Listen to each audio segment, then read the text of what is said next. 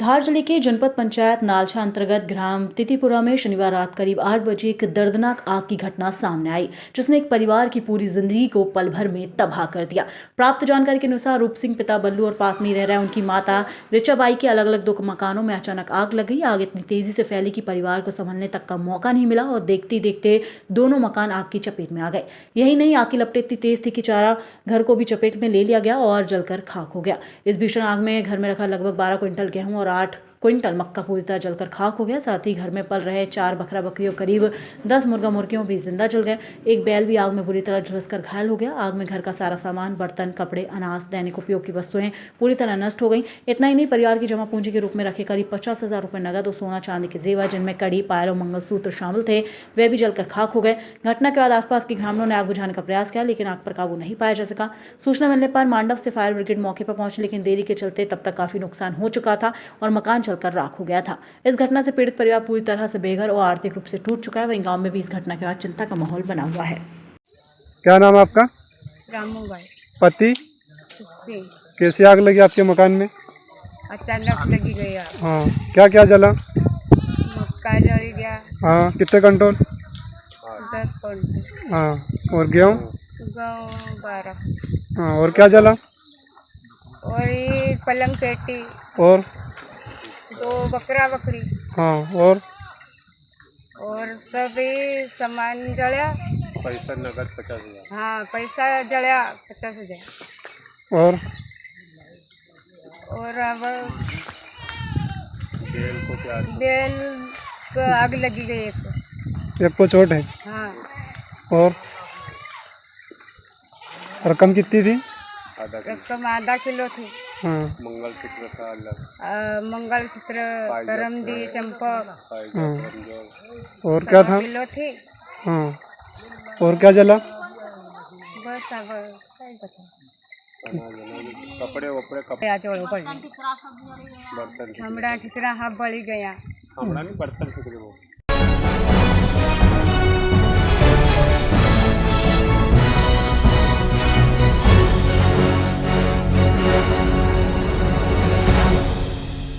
मामला फूटी कोठी का है। 3 अप्रैल 2026 शाम करीब 7:30 बजे माइलॉन कंपनी की बस, जिसका नंबर MH15GV 3191 पर महिला जिसका नाम सीमा सिसोदिया ठाकुर, उनकी नन्ही बेटी रक्त 12 वर्ष ने बस पर पत्थरों से हमला किया, जिसकी जानकारी अन्नपूर्णा थाने तक पहुंची। वहां पर महिला का कहना है कि करीब 2024 में मेरे पति माइलॉन कंपनी की बस चलाते थे। करीब 8 महीने तक उन्हें बस चलाई। उनकी सैलरी पर 18 रुपये मिलती थी।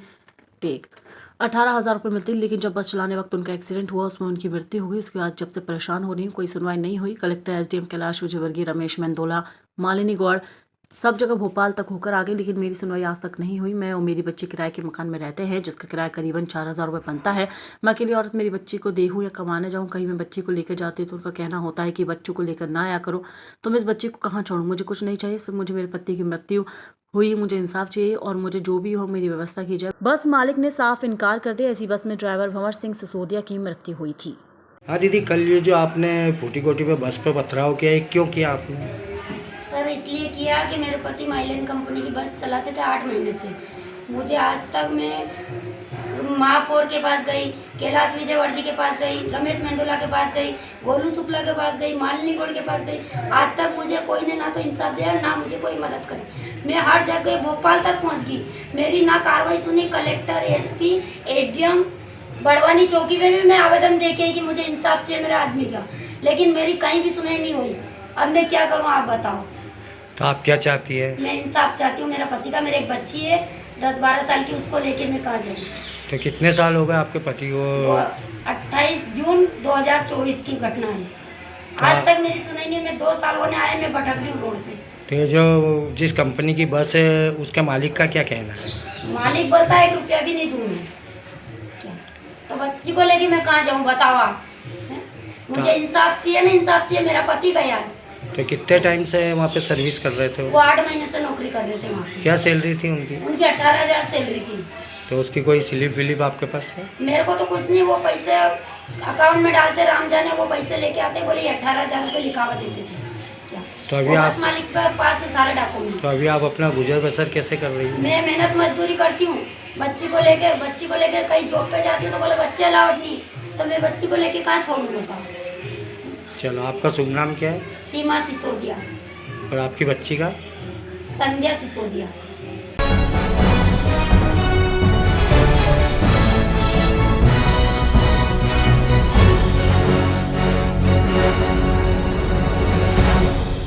श्री ऋषभदेव दिगंबर जैन मंदिर अयोध्या में त्रिदिवसीय राष्ट्रीय विदत जैन सम्मेलन के अंतर्गत पुरस्कार समर्पण समारोह संपन्न किया गया। इसमें सरोज जैन बीना को श्रीमती चंदारानी जैन स्मृति विदत महासंघ पुरस्कार 2026 से सम्मानित किया गया।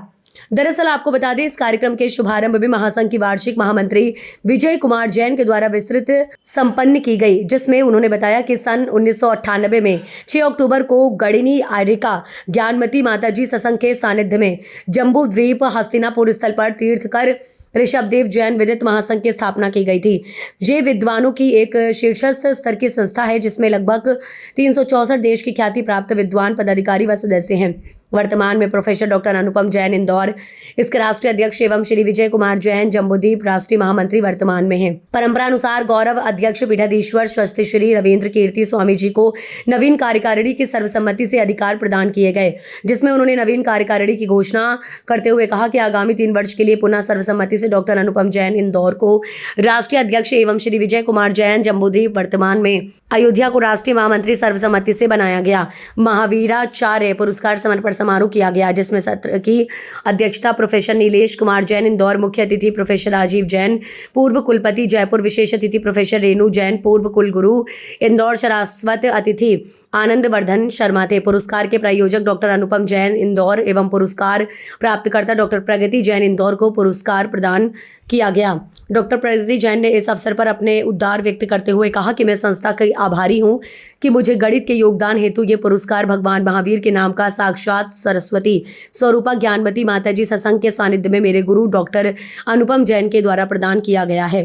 इस हेतु मैं अपने सौभाग्य की सराहना करती हूँ एवं आयोजकों को धन्यवाद देती हूँ। संपूर्ण कार्यक्रम में प्रज्ञा श्रीमणी आर्यिका श्री चंदनामती माताजी का कुशल मार्गदर्शन प्राप्त हुआ एवं पीठाधीश स्वस्ति श्री रविंद्र कीर्ति स्वामी जी के निर्देशन में संपूर्ण कार्यक्रम संपन्न हुए।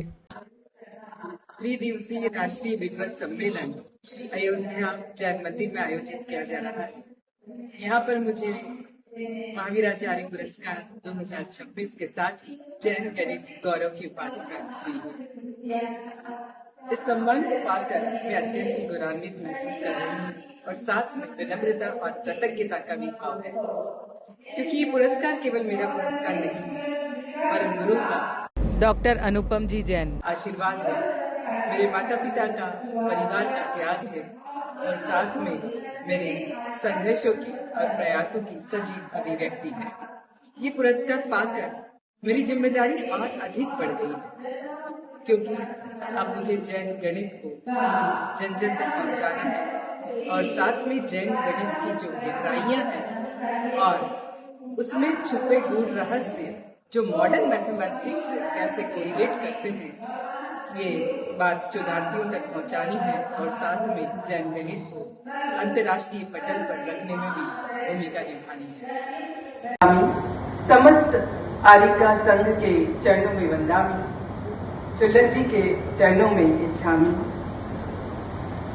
पीठाधीश श्री रविंद्र कीर्ति स्वामी जी के चरणों में नमन, सम्मानित मंच एवं प्रबुद्ध सदन, आज महावीराचार्य पुरस्कार 2026 जैसे प्रतिष्ठित सम्मान को प्राप्त करने के लिए मुझे अत्यंत गौरवान्वित महसूस हो रही हूँ, सम्मानित तो हूँ ही और साथ में विनम्रता और कृतज्ञता का यह क्षण है।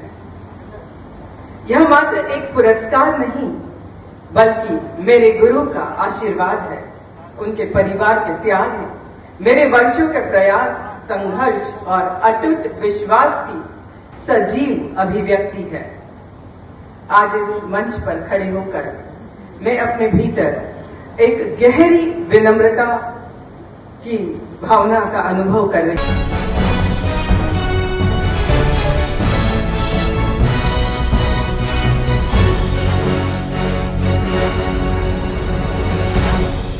विश्व नवकार दिवस पर मध्य प्रदेश के मुख्यमंत्री मोहन यादव ने नवकार मंत्र जाप आयोजन में सहभागिता के लिए संदेश दिया। उन्होंने कहा कि नवकार मंत्र जो सिर्फ जैन धर्म का ही नहीं बल्कि समस्त मानवता को अहिंसा, करुणा, ज्ञान व आत्मशुद्धि का मार्ग दिखाने वाला मंत्र है। नवकार महामंत्र की सबसे विशिष्ट बात इसमें किसी भगवान का नाम या उनकी आराधना या नमस्कार नहीं है, अपितु इसमें गुणों को नमन किया गया है। जिनमें ये गुण विद्यमान है उन्हें नमस्कार है, वो सब पापों को नष्ट कर मोक्ष की ओर ले जाने वाला है। ये मंत्र संसार के दुखों को नष्ट कर हमेशा मंगल करने वाला है। विश्व नवकार दिवस में 9 अप्रैल 2026 गुरुवार को सामूहिक जाप सुबह 8:01 से 9:36 पर किया होंगे, जो एक साथ एक ही दिन एक ही समय पर हर नगर में होना है। विश्व कल्याणकारी इस आयोजन में सर्व समाज सहभागिता करेगा। सभी को सादर जय जिनेंद्र। बहुत प्रसन्नता का विषय है, जैन इंटरनेशनल ट्रेड ऑर्गेनाइजेशन अर्थात जीतो द्वारा विश्व शांति के लिए नवकार दिवस महामंत्र का जाप आयोजन गुरुवार 9 अप्रैल 2026 को सुबह 8 बजे भारत के प्रत्येक शहर और पूरे विश्व में किया जा रहा है। नवकार महामंत्र केवल जैन धर्म का मंत्र नहीं है, बल्कि यह समस्त मानवता को अहिंसा, करुणा, ज्ञान एवं आत्मशुद्धि का मार्ग दिखाने वाला सार्वभौमिक संदेश है। आप सभी से अनुरोध है कि आप और आपका पूरा परिवार इस विश्व शांति दिवस पर विशेष रूप से शामिल हो। देश विदेश में एक ही समय पर यह जाप हो रहा है। मध्य प्रदेश सरकार इस आयोजन में हर संभव सहयोग करेगी। जय हिंद, जय जिनेंद्र।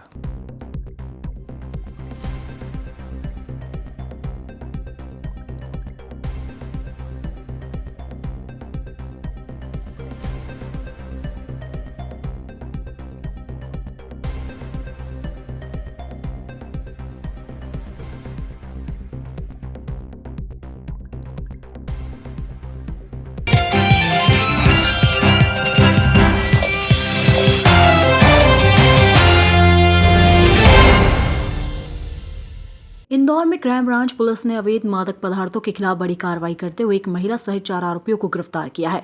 पुलिस ने आरोपियों के कब्जे से लगभग 24.1 ग्राम एमडी ड्रग्स बरामद की है, जिसकी अंतर्राष्ट्रीय कीमत करीब 2,40,000 रुपए बताई जा रही है।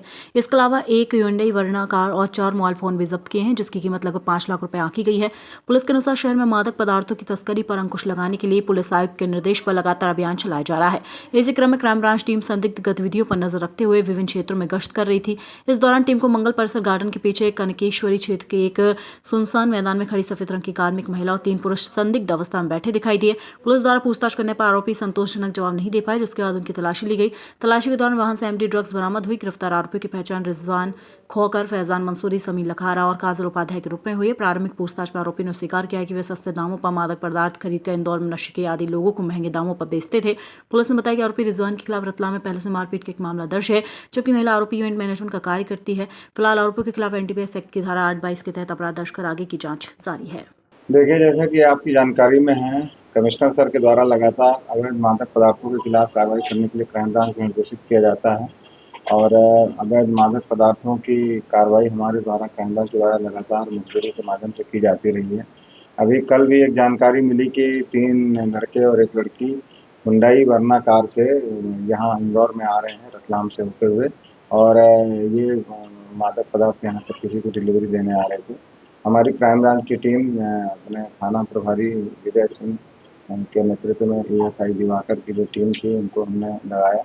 इन लोगों ने मुखबिरी की सटीक जो मुखबिरी थी उसके आधार पर इन्होंने कनकेश्वरी देवी मंदिर के पास ये मंगल परिसर गार्डन के पीछे यहाँ पर इन्होंने अपनी टीम को सबको बुला कर इकट्ठा किया। जैसे ये गाड़ी आई, गाड़ी को रोका गया और रोक करके जब इसकी तलाशी ली गई तो 24 ग्राम भी उनके कब्जे से मिली। इसमें जो आरोपी जो मिले थे उनसे जब पूछताछ की गई तो उन्होंने अपना नाम रिजवान खोकर रतलाम का और एक फैजान मंसूरी रतलाम का, एक समीर लखारा रतलाम का और एक महिला मिली है काजल उपाध्याय नाम है जिनका, वो इंदौर बिचौली मांगाना के रहने वाली है। तो ये चारों एक ही गाड़ी पर मिले और इस पर 24 ग्राम एमडी इनके कब्जे से मिली है। इसको कब्जे में किया जा करके 8/22 NDPS एक्ट के तहत कार्रवाई की जा रही है। इनके पुलिस रिमांड भी कल ले लिए गए हैं और इनसे पूछताछ की जा रही है। के नाम पर ये महिला ड्रग सप्लाई करती थी। ये महिला जो है काजल उपाध्याय, ये इवेंट ऑर्गेनाइजर का काम करती थी और ये जो शादियों में जो इवेंट मैनेजमेंट का काम होता था उसके काम पे जाती थी। अक्सर यहाँ इंदौर में भी कई जगह और कई जगह रतलाम मंदसौर यहाँ भी ये जाना आना करती थी। और अभी तो इससे पूछताछ जो की गई है उसके आधार पर इसने इस बात को स्वीकार नहीं किया है कि कोई एमडी वगैरह ये लेती हो, खुद भी लेती थी, ऐसा कोई स्वीकार नहीं किया है, परंतु अब इससे पूछताछ की जा रही है। इसके साथ जो एक मुख्य व्यक्ति पकड़ा गया है उसका नाम है रिजवान खोखर नाम है और ये इसके खिलाफ में मारपीट के भी पहले भी अपराध पंजीबद्ध हुए हैं और ये एमडी लेता भी है और एमडी का यहाँ पर वितरण भी कर रहा था। और इसी बात पर से मुखबिर ने जब सूचना दी थी तो इसको जो है क्राइम ब्रांच की टीम ने जब आज ये दोबारा यहाँ पर देने आ रहा था तब इसे पकड़ा गया। तो बताया जा रहा है रिजवान के साथ टीवी में रहती थी और किस तरह से इसके संपर्क में आई? ये महिला जो है ये इसके पति कोई परित्याग कर चुकी है और बिचौली मरदाना में रहती थी। पति से इसका 1 साल पहले तलाक हुआ है। तलाक नहीं हुआ, छोड़ चुकी है और इसके बाद में अभी ये यहाँ पर रिजवान खोखर के साथ ये रहने लगी थी ये बात सही। और इसी के साथ में ये एमडी लेने गई थी। एमडी भी जहाँ पर ये रतलाम में जिससे ले रही थी उसके बारे में भी जानकारी ली जा रही है और ये भी जानकारी अभी तक मिली है कि ये महिला जो है जिस व्यक्ति से एमडी लेकर के आ रही थी उस व्यक्ति से भी इसकी पहचान कराई है।